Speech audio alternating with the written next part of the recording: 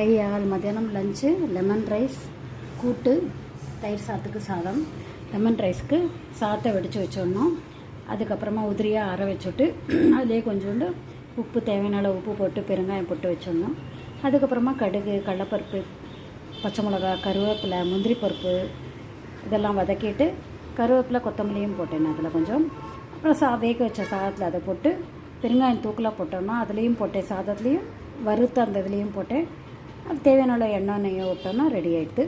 கூட்டுக்கு கொத்தவரங்காவும் புடலங்காவும் போட்ட கூட்டு வேக வச்சுட்டு உப்பு மஞ்சள் பொடி போட்டு சாதத்தோடு சேர்த்து ஒரு 2 கரண்டி துவரம்பருப்பையும் சேர்த்து போட்டு வேக வச்சுட்டேன்.